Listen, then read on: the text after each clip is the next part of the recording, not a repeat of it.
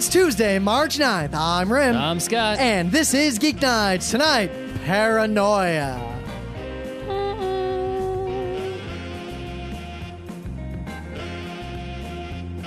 Let's do this. I feel like we should have said something. No, I feel like we should have said something. Are you impinging upon me? Are you a communist? No. I don't know. I got nothing. No. Yeah. I always feel really awkward quoting like paranoia in any way. Like if I ever ask anyone, are you a happy communist? On one hand, They'd just be like, what? Well, no, even if they know paranoia, on one hand, it's social currency. It's the whole, I am saying something from a media that is cool, hoping that you will respond in kind, thus proving that we can be friends. But at the same time, if someone says to you, the cake is a lie, what do? Smack them upside. So that's why I can't ever ask anyone if they're a happy communist. That's right. But at the same time, I know everyone's played Portal. I don't know everyone's played Paranoia. Almost no one's played Paranoia. Yeah. It's weird. It's like this. It's one of those things that's like it's popular enough that people know it, but it's not so popular like Portal that everyone knows it. I think you can use it as an awesome detector. You can just be like, "Hey, did Paranoia. have you troubleshooted anything down in Sector 3 lately?" Right? And if they respond appropriately, then it's like, aha, I know this is a smart, cool person. But it's the same thing the cake is a lie people are doing. Okay. Well, let's save it for the actual main bit, because isn't this the main topic? We don't want to skip too far. All right. So I guess we have to talk about this because everyone else is going to talk about it. And it's hilarious in manifold ways. So in case you weren't paying attention, Ubisoft decided to go all the way with DRM. They were like, you know what? We're going to just have the DRM that is exactly as evil as everyone ever said DRM could be. You've got to have your internet connection all the time. If it drops for a second, your game just crashes and you're done. Well, the game doesn't crash. Basically, it just doesn't let you play unless you are connected to the internet. It will check every time you run the game, with the DRM servers. And constantly while you're playing the game, and it stops your game. It interrupts the game if you lose the internet. Mm-hmm. Or if, anything goes wrong anywhere between your computer and their DRM servers. So obviously, people who don't have internet connections can't play. People with even if they want to play single player, this isn't just multiplayer, this is single player. Even if they have like a dial-up modem, they probably are not going to be able to play. Yep. What about poor people like me who tend to put Steam in offline mode and play on laptops? Yeah, can't play on an airplane unless the airplane is one of those cool airplanes with Wi-Fi. Can't play if the Wi-Fi is congested. So basically, why would you buy this game, for, the PC? You wouldn't. You'd be a moron if you did. And the thing is, a lot of people have made the best counter argument you can make that every gamer who's serious about gaming, one, they're not going to play this game on a laptop. And two, everyone just has broadband. It's no big deal. Except for, the military, people overseas who are some of the biggest gamers there are. Yeah, they don't always have a reliable internet connection. A lot of people do not always have a reliable internet connection. We are not in the Ghost in the Shell world. You cannot write code that just assumes that there is a perfect and awesome, connection to the internet at all times. Dude, I can't even write code that assumes that another demon on my server will get messages I send to it. Exactly, so... until that day comes when networks are like incredibly reliable and super fast and awesome, probably after we're dead, then you can write this code and have this DRM. But until then, no. And even in such a world, that DRM probably still would not work. So what's interesting, though, is that there was a lot of talk, and there's even a Slashdot article. I think it said the DRM scheme that will work. And people were talking about how, yes, it's going to eventually be cracked, but it'll take a long time for it to be cracked. And in the meantime, the people who care about the game are going to be forced to buy it. The company will make its money, and DRM will serve its purpose. It's the nuclear option. It's the final. This is it. It's happening, and everything will be fine. It was cracked right away. Yep. It was cracked like the next day. As predicted. Right? And they denied that it was cracked, though. They said it wasn't, and that the people who think they cracked it will get a nasty surprise or something. And then, in addition to that, right, their DRM server went down and people couldn't play the game. Well. Let's get back to that. So one, they said, that something ominously bad will happen. Maybe they'll do, what was that one game where it just kept you on the boat? Oh, yeah, there was okay, so here's two stories, right? Number one, there's a Dragon Quest game, and if you got a cracked version for the DS, because DS piracy is huge with the R4 cartridges, then basically you couldn't get past the first screen. Like, it would work, but the first screen in the game, you wouldn't be able to get past the boat. You'd just be on this boat forever. It would say, talk to all the people on the boat to continue. And even if you talk to all the people on the boat twice, you wouldn't be able to continue. I forget what game it was. There was a PC game that did something similar where if the CD was copied and it didn't like catch this extra data on it, the game would play perfectly normally, but it would ramp up the difficulty bit by bit, and eventually, about halfway through the game, make it impossible. Yep. And then corrupt your save file. So there was another story. I could find the link if I can remember. And basically, some guy who worked on like a Spyro PlayStation game or something like that. I forget what it was. I remember those games. Right? He they apparently made this crazy DRM that they were so proud of. And this DRM, what it did was basically the game would appear to be cracked. But and so the crackers, they cracked it and they put it out there and they just said, oh, it works. And then people who actually played the cracked version, like, the dialogue would be like, you are playing a pirated version of the game. I'm not going to let you continue, blah, blah, blah. Or some people also do clever things like you'll get a never-ending level with infinite bad guys. I think there's an iPhone game. If you pirate it, it does that.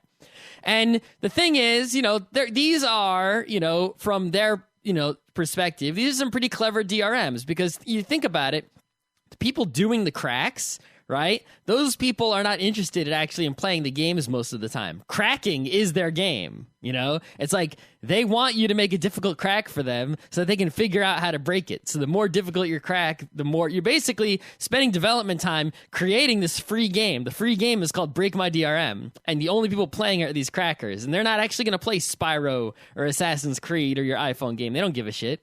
And then there's other people, they're playing the game of, I have no money, I want to play all these games, I will get them for free from these crackers, all right? And those people, the ones who get upset when the crack doesn't actually work. The one thing that I really want someone to see, if anyone has freaking balls, right? Show me the sales figures of DRM versus non-DRM, because I am entirely convinced, right, that having this DRM, no matter how good or bad it is and how strong or weak it is, doesn't help your sales at all. If let's say this DRM that they had didn't. Well, you're getting back into the old argument of the vast majority of people who pirate things only pirate because they place zero value on this entertainment. Exactly. They have time. They're willing to spend their time to play the game. Mm-hmm. They're not willing to spend any other resource on most games. Yep.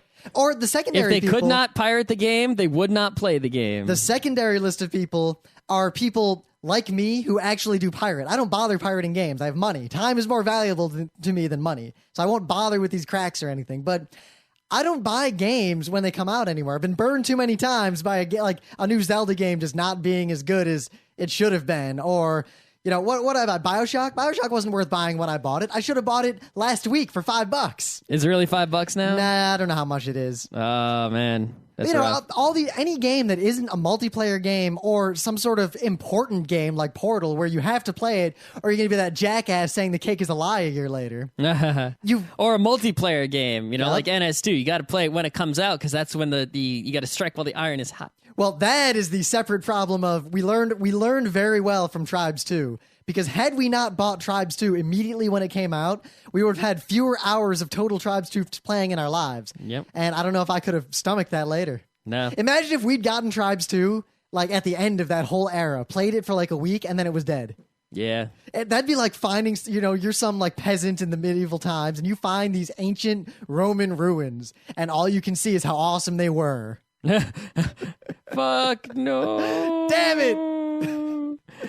Right, but I want to see nobody has ever done this. Publish me your sales figures, right? Put out a game without DRM, and then put out a game with DRM. That's and tough, then though. Similar games. Well, so similar games. All right, so I release. Well, example, right? Assassin's Creed 1 for the PC, Assassin's Creed 2 for the PC. They could have done one with no DRM and one with DRM, and you would assume they would have similar sales figures.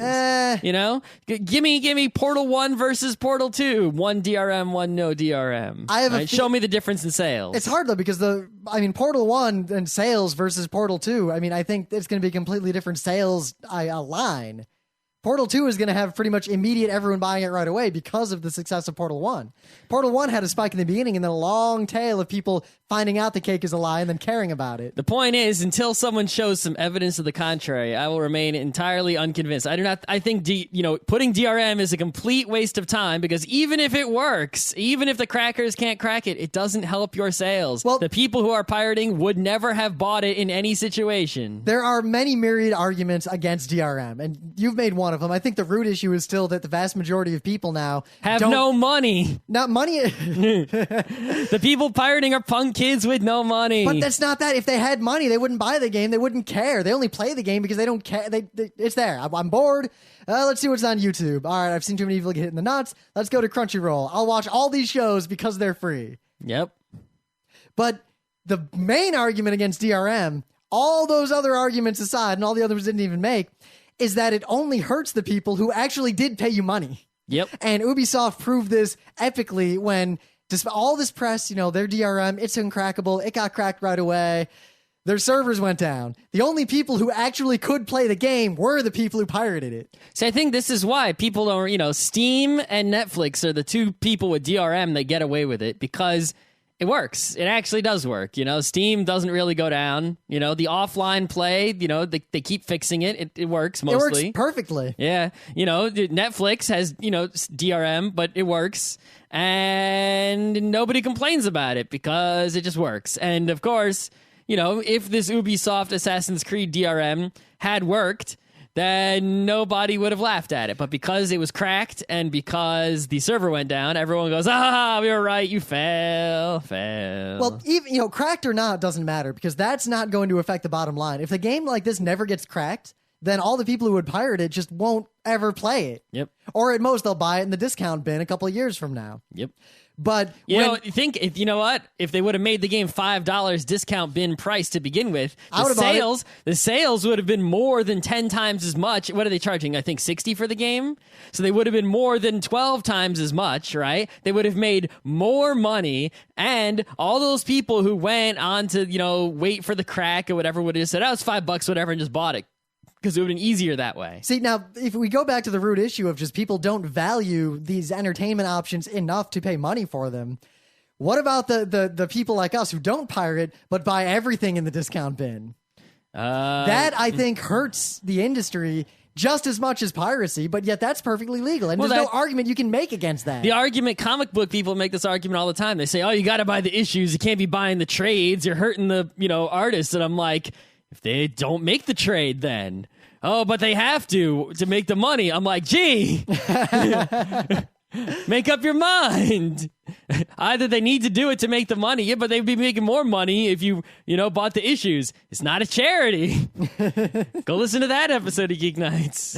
Wow, that was a long time ago. Yeah. That was back when we were fighting with Anime World Order. This is not a charity, right? Consumer is number one. Businesses that recognize consumer is number 10. one, right? Those are the businesses that'll be king. Businesses that say our business is number one and consumer is number 10, those businesses, fuck them. We should steal from them because they're basically just assholes. No, see, I guess it's tricky that all this and this happens forever. Everyone rabbles about piracy and DRM on the internet, and punk kids always rabble like DRM, blah, blah, blah, it's evil, I'm gonna pirate, I'll show them, and they conflate some moral cause with their piracy, which is pretty BS. But at the same time... Yeah, what's wrong with, I think people have been looking down on civil disobedience lately, and I think we need to... Most of the people I see who pirate stuff and conflate any sort of moral stand with it don't actually have any moral stand. As far as I can tell, all they really have to say is, I don't want to pay for this game. The other thing I think is that when someone... we've been going on about this too long. Right? Yeah, but the root issue is just that even if there is perfect DRM, until we also lose our right to first sale, the discount bin is more of a threat to gaming, or at least the current gaming industry, than piracy ever was. Because the discount bin people still buy games. There actually, I'll talk about it on the next show once I get the info, but there actually was a Linux game DRM developed recently that allowed you to resell the game with some clever technology. That is a good idea. All right, so anyway. So in the other news, Steam related, right? Everyone probably knows this by now. But better. Yeah, but Steam is coming to the Mac. I should have realized this when they switched from IE to WebKit. in the Steam beta. That's one of those situations where the nerds of the world said, It's like, oh, I should have seen, it was kind of obvious what's wrong with me. Anyway, so, the thing is, okay, so how is this going to work, right? What games exactly? Because most games on Steam are obviously not going to be ported, right? So which games and such and such. So basically, here's the rundown, right? Valve is porting the Source engine, right? So I don't think that includes, for example, Half-Life 1 or NS. It includes Half-Life Source. Source. Yes, it includes like Counter-Strike Source, but I don't think you can play original. It doesn't seem like they're doing the original Half-Life engine. Here's the thing. They're only doing the Source engine. No one on a Mac gives one shit about Counter-Strike 1.6. But they can't play NS1. They'll only be able to play, and will they be able to play NS2? Probably not either. Yeah, but that's a separate issue. Yeah. Anyway, so other interesting pieces of information, right? If you already have these games purchased on Steam and you get a Mac, you can just download them. You don't have to pay for the game again, So if I have a Mac laptop and a Windows desktop, and I have Half-Life 2, I can just download Half-Life 2 on my, Mac. Sony, laptop, you can no learn problem. a thing or two from this. I still think the best way for game publishers to make a whole bunch of money is to don't do what Steam did. Don't do the good thing and give every version of the game to someone who bought it.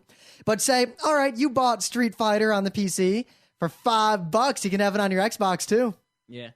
The other question is, what about the graphics hardware? Because people play games on computers with, high-end video cards. And, the Macs don't really have poopy video cards, but they don't have great video cards either. They've got, GeForces and whatever, but they're not high-end. They're not way powerful. They can almost definitely do, Half-Life 2, but could they do, Left 4 Dead 2, which needs a little more power to do, the level with the rain and the storm and all that? Yeah, but also what kinds of drivers? I mean, they're not going to have the same kind of NVIDIA driver that I have. If they don't have, I guess, an NVIDIA chip. Yeah, so, they're extending the Source engine to support OpenGL, and, I guess they're going to have to... The thing is, at least they don't have to. It's going to be pretty easy because they won't have to scale it to support different levels of graphics as much because there's pretty much only so many Macs, and you know what they all have. So you can be like, oh, this is a MacBook Pro. These are the settings. In fact, they could probably do something like how Steam detects your settings and they do those periodic hardware surveys. They're going to do the hardware survey on the Mac. Yes. It's going to be really interesting. But what the cool thing will be, if I were them, what I would do is have it figure out exactly which Mac it is, and then have some people who spend the time to figure out the optimum graphic settings for each game, for each kind of Mac. Mm-hmm. Just to give Mac people, you got to give Mac people the Mac experience. It's got to just work with no fiddling and be perfect immediately, or at least as good as that particular Mac can do. Our Mac Mini over there is not going to be playing any Half-Life 2. Yeah. Still, the thing that I worry about, though, is the Mac still doesn't have, it's not going to help them out with a lot of other things. You can't really use a joystick on the Mac that well. Well, you can, but here's the problem. Hardly, you can, barely. If you pay for third-party software that does it. Well, but there's, they might build something in to add joystick support, but the Mac OS itself doesn't have joystick support in it, So they had to add that themselves, because I know, for example, Team Fortress 2, you can play with an Xbox 360 controller on Windows if that's your thing. I don't know why you would do that.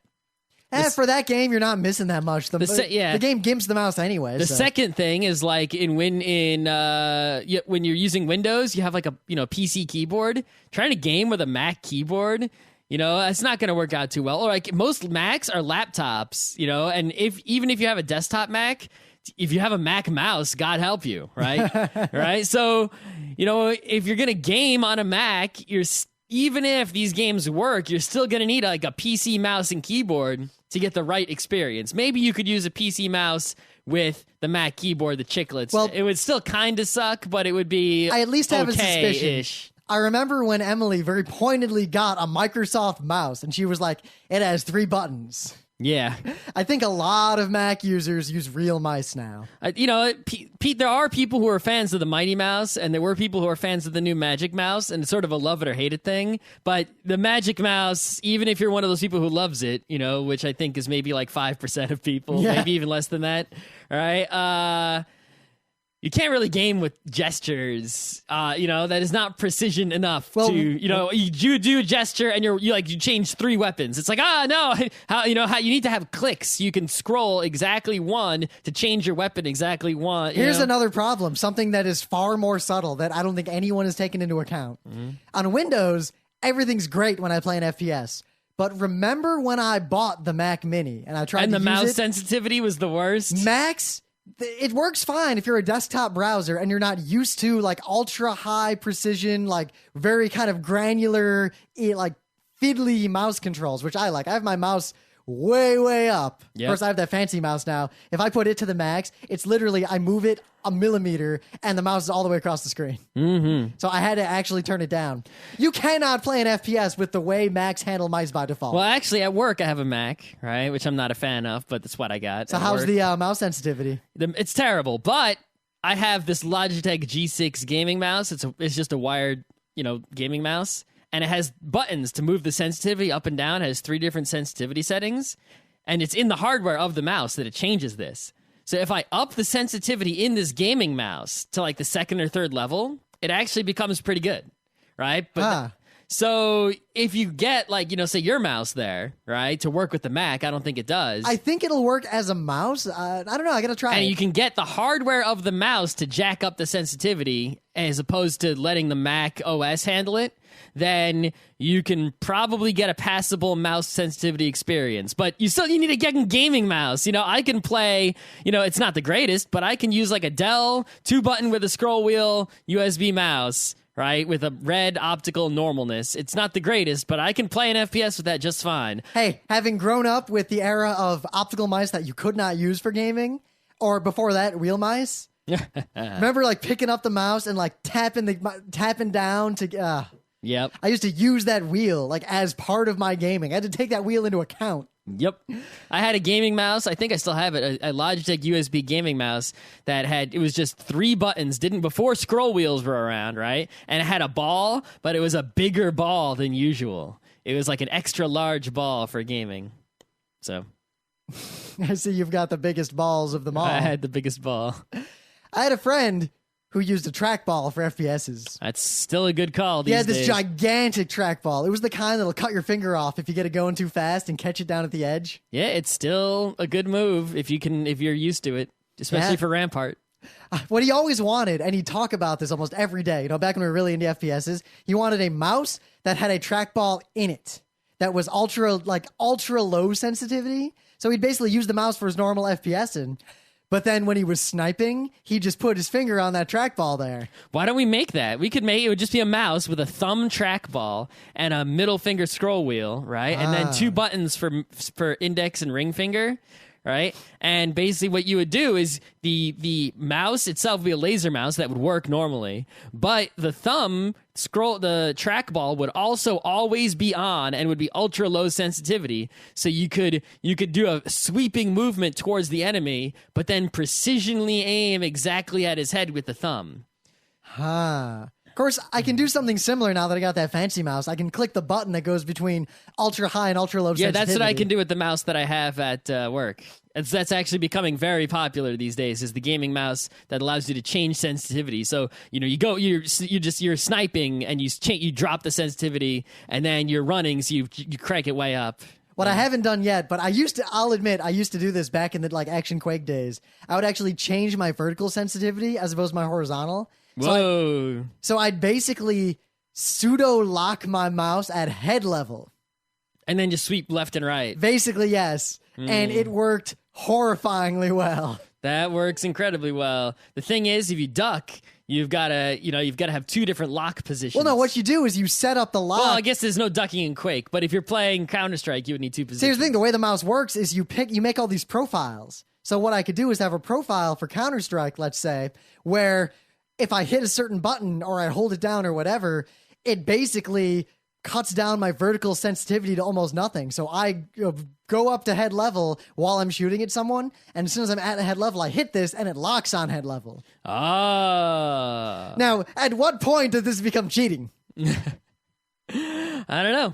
I mean, I'm not actually aimbotting if I do that. Nope. I'm just changing the way I You personally... still have to aim horizontally. Yes. And you can still move the mouse vertically. It just take a lot of work. I could set it to 0. Yeah. The other thing is that, in a game like, say, Counter-Strike, if you try to do that with the para, the recoil would move you out of position, and it would be very difficult. If you had the low sensitivity, you couldn't get back down. True. But for sniping, it would be very effective. The other thing you can do is it actually lets me specify, all mice do sorts of corrections. Like, if you're trying to draw in a straight line, most mice will kind of guide you into a straight line if they think it's obvious you're doing a straight line. Yeah, there was a good article I read that showed how the different touch screens and the different phones correct for when you're sliding around. And it showed how pretty much the iPhone does it better than everyone else.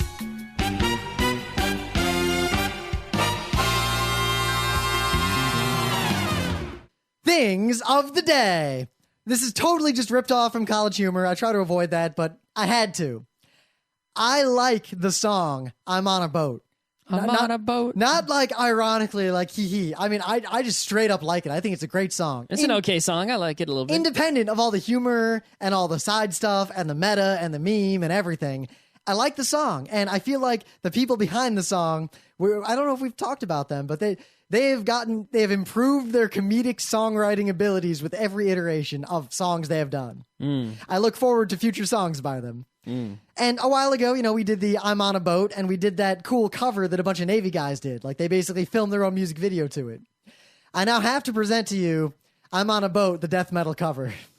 You know what I saw today? AMV Hell, not Anime Hell. That, which is what you do at a convention. AMV right? Hell, AMV which is Hell. something that you show at a convention. Right. So AMV Hell did like this video that's like a bunch of little mini AMVs Hells, tiny ones, all grouped up in a one YouTube video. And the final video of this collection was Pokemon I'm on a Boat, using, the boat that's in the first Pokemon. That's okay. It was pretty funny. I don't think it's anywhere near mindless self-indulgence. No, but it was still, little Pokemon I'm on a Boat was fun. Okay, it's my thing of the day. Yep. There's this guy named Jake Adelstein. I didn't know about him until today, but apparently he's, more famous than us at least. He is an American Jew from the Midwest, right? Obviously with a name like Adelstein. Obviously from the Midwest. Right? And you know what his job was? I don't know. His job was he was the crime reporter for a newspaper in Japan. And he lived in Japan, and he was a crime reporter. All right. And basically, his life became a life of Yakuza. Because, this guy, I think he was he on The Daily Show? I think he was. People were saying something about that in the comments. I think I saw him on The Daily Show. Yeah. So I want to see him on The Daily Show now that I know that. I'll find the episode, because I remember seeing an interview, I'm pretty sure it was on The Daily Show, where he was talking about how he covered up all this stuff he uncovered for a while because he didn't want to die. Yeah, he apparently carries around a titanium umbrella. I should carry around a titanium umbrella. Instead of a baseball bat. Because, it's just like whatever, but if you try to fuck with him, he'll just bash you over the head. And he apparently had to break a dude's knee once with a golf club. Some Yakuza. Man, if the Yakuza can't take this guy out, I mean, what if they sunk him Well, I too? think he basically is in a situation where, he played it because he was so smart and in with it, and apparently Yakuza always keep their word. So. Well, he did this whole expose on how the Yakuza would come to America to get possibly black market livers. Well, no, there was one guy in particular who was like the biggest Yakuza who came to get a liver. In the Daily Show thing, scandal. In the Daily Show thing, he implied, I recall, that was common. Because Yakuza lose the livers real fast. Oh, yeah. But anyway, so, there's a really good interview with him on Boing Boing here that says a lot of interesting things. And apparently he's got a couple books. I'm going to go buy his books because Read a book. Yeah, they say I like Yakuza. Or at least I don't actually like Yakuza in that I think they are, I want to be one. Well, it depends. Or that I want to be involved with them. But in that, the mystique of Yakuza is cool because I've sort of, I had my fill of, Italian mafia, so now, and Russian mafia. So now it's like, well, I need to get some Japanese mafia. You want to be a Yakuza or a British naval captain, but only if they are like we see them in Sanctuary and Horatio. Exactly. And not if they're like the real world. Exactly. I don't want to actually have been to the West Indies. I do want to have been to the West Indies on a cruise ship. Yes, on a boat. Going on a boat. I don't want to be suffering from tropical diseases in a wooden boat. But anyway, this dude is really fascinating, and I want to check out his books because they sound awesome. Yeah, we'll have to find that daily show for you. Yeah. All right. So, speaking of books, it's the Meta Minute. Meta moment. We don't know anyway. So, number one, of course, book club is Carl Sagan's Cosmos, one of the most important. I was thinking, do you want to change book club to like the book of the quarter, like we do 4 a year, or book of the by month, like we do 1 every 2 months? Some guarantee like that? I don't know. Have you started reading Cosmos yet? No. Well, Do you have a copy for me? I have one copy. Are you my old copy that I'm reading again. Well, when you're done, I'll take it. All right. Unless I get to the library first, because, you know. I'm sure it's in the library. Yeah, I'm sure. All right. Maybe just call it The Club. Okay, yeah. All edgy. Something like that. Anyway, news number 2. PAX. PAX East. Not PAX West yet. PAX East. So there's actually, the panels are doing at PAX East. All 3 and asterisk 1 of them. Yep. Beyond Dungeons and Dragons. Beyond Candyland. Beyond Your Mom. No, not Beyond Your Mom. No. Losing should be fun. And we are hopefully helping in the second half of Action Castle. Action Castle. There's our panels. Okay. The schedule is out. You can go find out when and where our panels will be. I think they're all in the Wyvern Theater. I have a feeling that the person running the Wyvern Theater is an awesome person. It may, in fact, be, well, we don't want to spoil. I just have a feeling about this. It's a hunch. There are some additional news about this convention. Yes, though. late breaking news. Now, we were worried because for every PAX in all of history, every West Coast PAX, when you applied to PAX, you would check off a box. Yes, I want to be an Omegonaut. No, I do not. Right? And then they would select the Omegonauts. They would contact them and they'd say, hey, do you want to be an Omegonaut? Yes, no. Hey, do you right? And then at the convention, they had finally selected 16 Omegonauts. And they would go and compete in the Omegathon. There was no such questionnaire for the PAX East. So we're just like, is there even going to be an Omegathon at PAX East? And, we're doing a lot of stuff like planning for PAX, the panels and everything. But I never thought to actually ask the people who would have known, hey, what's the deal with the Omegathon? So there is going to be an Omegathon at PAX East. And when I first read what they were going to do, I was like, what are they doing, the morons, right? Because what they said they were going to do is, okay, when you get to PAX, in your bag is going to be a card, you fill it out, and you drop it in a thing at the keynote if you want to be in the Omegathon. I'm like, whoa, what are they doing? Signing up online is so much better. Why did they make it worse? What is wrong, all right? It's better than that. Here is the genius of this move, right? You think, oh, that's a stupid move. Why would you do things the old paper way when the technology way is far superior? Number one, the effort of emailing people saying, do you want to be Omegonaut? Yes, no, right? No good. This way, if someone fills out the card, they're at the convention, they just said they want to do it right then and there. You don't have to do this, work of filtering the people out. This also gives them, they can do the come on down Yep, moment. because what they'll do is after the keynote, they'll sift through the cards and pull out the names. And it'll be like, Scott Rubin, are you in the Omegathon? Woo! And then everyone goes, yeah, fuck yeah, woo! And then you go up to the front and you line up on the stage. And then they'll say, these are the Omegonauts, woo! Even more awesome. Did not think this was possible, but, this is PAX, the convention of magic, where everything is always more awesome than you suspected it would ever be, and more than awesome than you could possibly imagine. This Omegathon at PAX East is going to be an all-team game Omegathon. Teams of 2. You do not get to choose your teammate. It is random, pulled out of the hat. So the greatest gamer in the world can be paired up with someone who just wanted to do it for fun, or who knows what. I look forward to versus team co-op style games. Every game is going to be a 2-player game, such as Double Dash, such as Geometry Wars 2, such as some unnamed rhythm game. Those are rounds 1 through 3. Rounds 4 and, of course, 5 are unknown. I'm trying to speculate, of course, about the final round and what it will entail. Obviously, it will be some sort of co-op game of at least teams of 2. It could be an FPS, because any deathmatch FPS will work. Yeah, though I feel like that'd be a cop-out. They got to... It could be a sports game like Double Dribble, or one of those sports games where you only really need 2 people per side. But they don't seem big on sports games, at PAX. I think old school is the way they would go. It could be like Pong Pro-Am, because there are Pongs that are 2 versus 2. But then again, it could just be straight up table tennis, like physical table tennis. I would hope that it'd be Mario Tennis, which really makes you realize. Oh, man. It could be Mario Party also. And it's like, it makes you realize. It could not be Mario Party. The closing ceremonies cannot be 9 hours long. But it's so crazy that just about every game you think of that could handle like 2 versus 2 is a Mario. It's like Mario Tennis, Mario Party, Mario Kart Double Dash. Or really, really old school games. Like, there's a lot of Atari games that have team play. 2 versus 2? Yeah. Or you can shoehorn it in.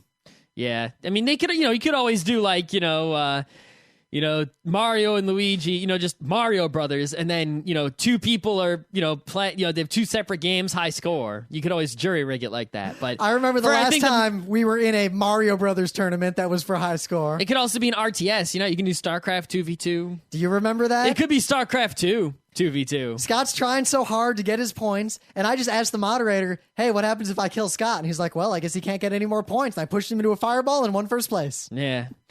Anyway, so that, I'm really curious as to what it's going to be. Hopefully it'll be something awesome.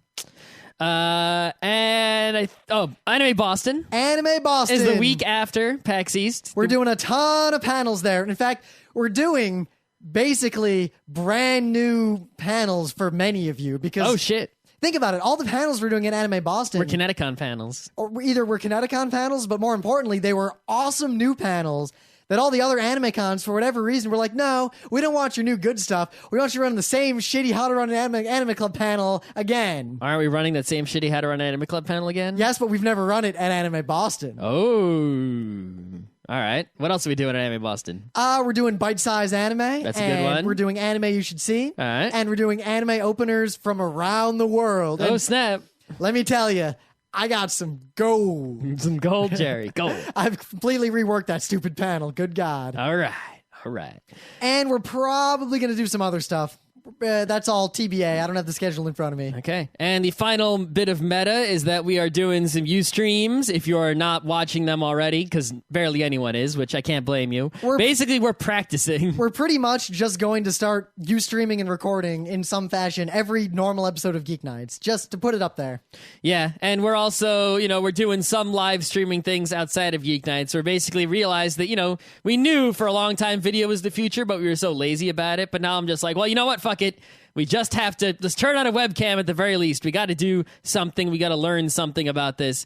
Let's just do it. So now we're just going to turn webcams on all the time.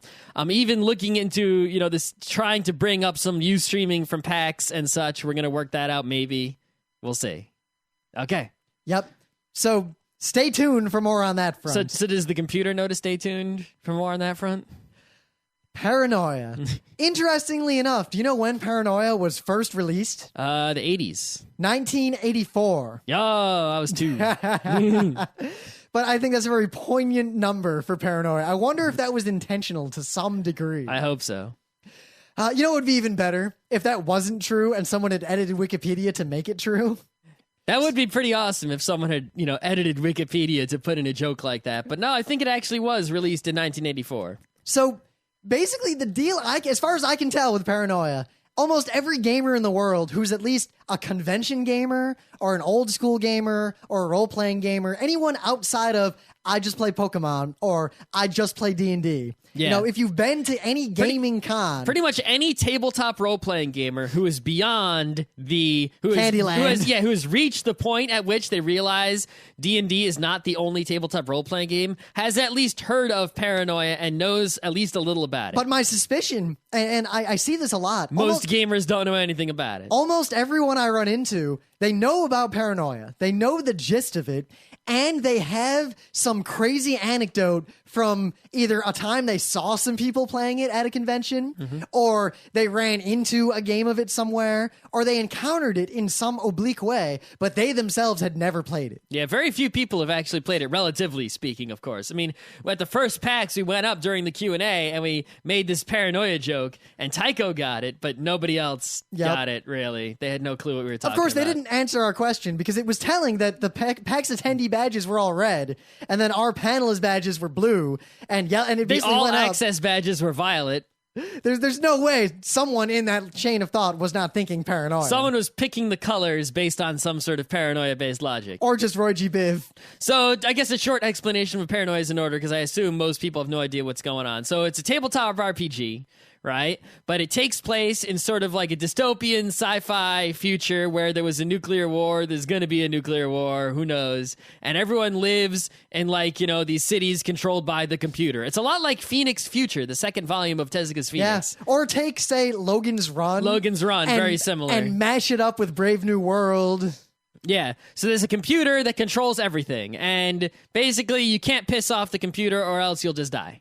And all the people living there are arranged by color, right? So red is the lowest color. That's the troubleshooters. No, well, that's not the lowest. Oh, you're right. Plus, zoom out a little. The story is that they set up a computer, and the computer was to control this kind of vault. If you played Fallout, a shelter, because it's Cold War, there's going to be a nuclear war or something someday, maybe. And one thing leads to another, and the computer decides that the best way to protect everyone is to nuke everything out there and never let anyone go outside again. Mm-hmm. So everyone in the world, as far as you know, lives in the paranoia world, this kind of underground vault that's controlled by the computer. And everyone is desperately afraid of the communists that are clearly trying to undermine the computer and kill everybody. Yep. Everyone is also secretly a communist. Mm-hmm. Everyone is afraid of the mutants who are trying to kill everyone and make everyone mutants. Everyone is also secretly a mutant. Mm-hmm. That is the world of paranoia. Everyone is paranoid. Every asshole is trying to kill you for some reason or other, and you're just watching your back and trying not to die. Now, this game has actually been released multiple different times, and each version was crook slightly so. There was some versions were really serious and dystopian and like, whoa. Some were really silly, and humorous. And the newer versions, Paranoia XP, and I actually think there's one newer version than that's crook slightly so. Well, here, there is in 1984, first edition. Yep. 1987, second edition. 1995, fifth edition. 2004 XP, and then 2009, ready to feel old? The 25th anniversary edition. Oh! That really hits home. Yeah. Well, I mean, it's about the same age as we are. We were born in 82. It was born in 84. So we're 2 years older than Paranoia. So I'm older than 25. So there you go. But yeah, so Paranoia, the newest versions like XP has actually 3 different play modes: Zap, Normal, and Hardcore. I don't think that's what the actual names are, but I know the one version's name's Zap. But basically, you can play it in silly mode or serious mode, which actually is really interesting because it gives the game a lot of depth. And it also gives you sort of like this entry point into the larger world. It's like you can play some silly games of Paranoia to get into it and learn the basic rules. And then once you're comfortable, you can start playing a serious game. And it's like, whoa, what the fuck, dude? Whoa. Now, I think the best way to get into Paranoia, because a lot of people want to play Paranoia. But you got to play at a convention. You've got to play it at a convention, but you have to basically find someone who's running a game of Paranoia who is good at it and play in their game. And it is the less you know about Paranoia, the better. The better indeed. Paranoia, anyone who knows too much about it's one of those things where if you know enough about it, then you won't make like stupid newbie mistakes. But stupid people making stupid newbie mistakes is where all the humor and awesome shit comes from. Of course, advanced players take it one step further and do the burning wheel, metagaming of I am going to do the stupid thing that my character would think would be smart, but I know according to the rules is going to kill him. Well, it goes even to a higher level, right? For example, let's say you're playing with 6 newbies, right? And you're the GM. You're going to ask someone, are you a happy communist, right?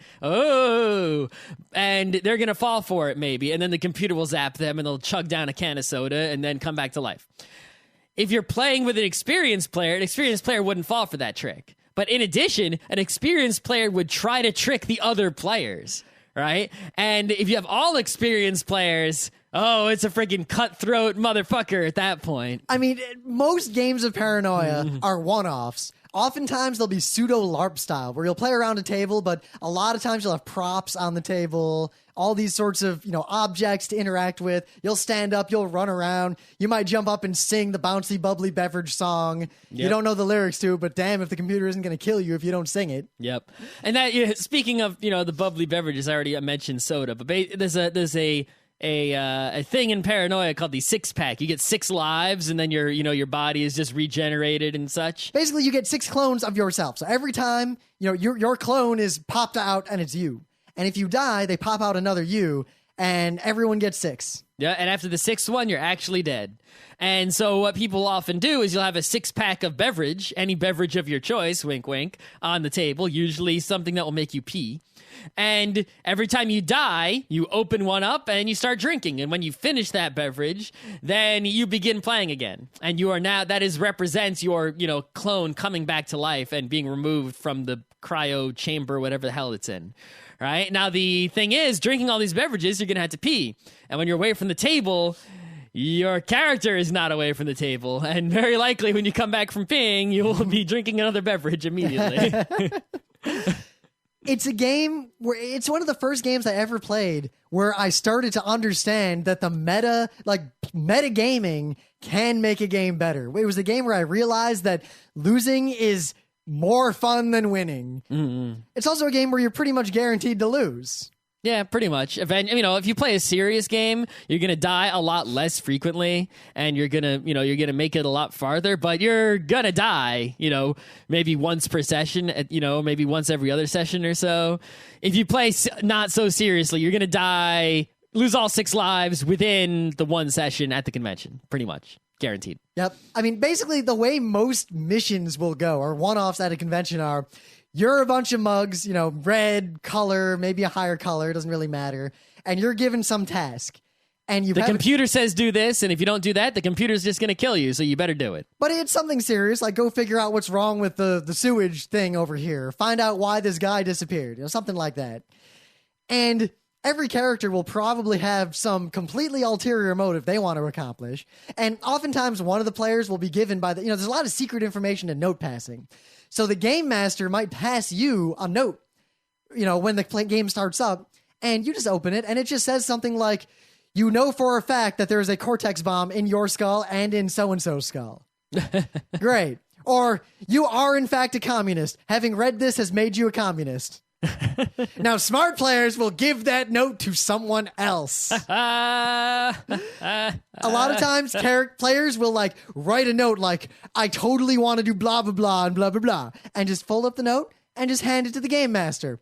A lot of experienced players will write gibberish on a note or nothing of note on a note, or saying, I'm writing a note to make so-and-so paranoid, and hand it to the game master. Very, very clever. Also, a good idea is to hand a note to the game master that says, I would like to talk to you privately over to the side. Go over to the side and say, I just wanted to talk to you privately over to the side.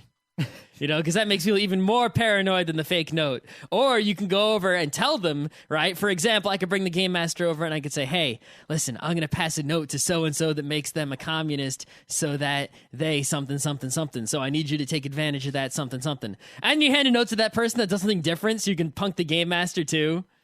That's always a good time. That's basically the whole point of the game. That, and the game master usually, his job is to make you have a good time, and if possible, to kill all of you. Mm-hmm. He wants you all to die and have a total party And kill. Because you have 6 lives, it's like, dead, whatever, come back. It's not like, dead in D&D, you're going to kill someone like Gardakan or Marduk. You got 6 lives, so as long as you don't lose all 6, and if you do lose all 6, as long as you're not the first person to lose all 6, you just be like, damn it, and you just sit off to the side laughing at what everyone else is doing, because the game is probably already almost over by then, because even if you suck ass, 6 lives is still plenty of game time to get your fun's worth out of it, out of the single session. Anything else to say about the Paranoia? I don't know. I don't want to get into game details. I would say none of you should read anything but kind of the intro book. Oh, this is true. There's a thing in Paranoia. Depending on what color you are, determines what colors you can interact with. For example, if there's a blue gun, like the gun is physically blue, and I am red, that's above me. I can't touch that. If I can. Well, you can. I shouldn't. But if you do and the computer sees you, you're probably going to die. And if someone else sees you, they're probably going to rat you out to the computer or kill you or, So it's, you're not supposed to, involve yourself with things that are a higher color than you are. It's like you're limited to what color you're at. So if you're playing a serious game and not the silly game, you're probably going to avoid interacting with anything above you because dying is more serious in a serious game. So Well, in the rule book, if you buy Paranoia XP, for example, the front part of the book is, red, red, red, red, red. And then about halfway through the book, the color changes to ultraviolet, which is, so that only the GM can look back there. And if a player looks, takes the book and flips to one of those back pages, dum, dum, dum. They actually print a separate book, the little red book, ha, ha, ha, right? That has only the red parts in it for the game, so that you can hand that out to people who, if you're actually serious about, the color rules and all. And you could do all sorts of fun stuff with that. Like someone picks up a pencil that's yellow, you can be like, oh man, or you could be like, hey, red guy, the computer tells you to go over to get your orders from the computer. It's printing out of the printer in Sector 7. Oh my God, Luke did that. So you go to Sector 7 and there's a printer and it's printing out some and there's a security camera looking at the printer and the instructions are coming out and you see that your name is written on the instructions on this purple piece of paper. It's just like, oh fuck, I can't take the orders out of this printer, and like half the orders are still in the printer. Well, that's the propness. I mean, when Luke handed me, he basically held up his hands. We played Paranoia at RIT around the table, and he kind of spit out the orders to each person, like, here are your orders. Bzzz. And then one of us, we go up, and I'm like, all right. I go to grab it, and he holds onto it, and then he starts pulling it back in. Like, zzz. I only got half of them. Paranoia is a game where you'll be at a convention, and you'll see like some other, there's all like the tables where people are playing different games, like D&D game going on over there, maybe some inspectors over there. And in the corner, the people playing Paranoia look like a normal game, except periodically they will cause a great ruckus in the room. And everyone will look over and say, what are they doing? Playing Paranoia, the most ruckusy RPG available. It is possibly the most ruckusy RPG.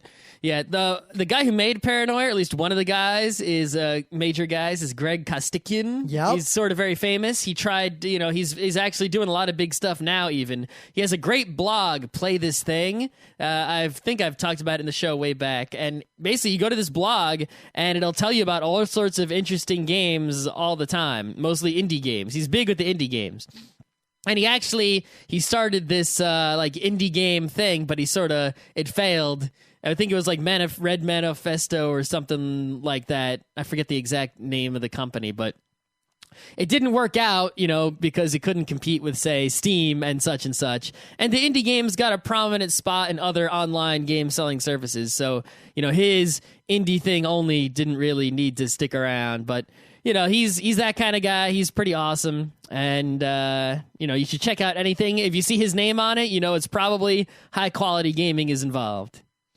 Plus, Paranoia definitely comes out of an older tradition of role-playing games. It's definitely the Steve Jackson sort of era of gaming. Not that he's not gaming now, but, it's his original era. It's a sort of gaming the Illuminati versus the Munchkin era. Paranoia is relatively mainstream compared to many more indie role-playing games. I mean, most gamers we talk to, they don't even know there are indie role-playing games. I know, right? It's D&D. Maybe they know a White Wolf exists. You know, that's it. But Paranoia it's over with all the indie games. Like, it's unique. It does something cool and different.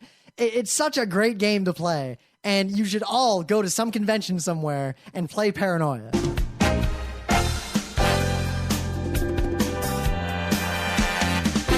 This has been Geeknights with Rim and Scott. Special thanks to DJ Pretzel for the opening music, Kat Lee for web design, and Brando K for the logos. Be sure to visit our website at frontrowcrew.com for show notes, discussion, news, and more. Remember, Geeknights is not one, but 4 different shows. Sci-Tech Mondays, Gaming Tuesdays, Anime Comic Wednesdays, and Indiscriminate Thursdays. Geeknights is distributed under a Creative Commons Attribution 3.0 license. Geeknights is recorded live with no studio and no audience. But unlike those other late shows, it's actually recorded at night.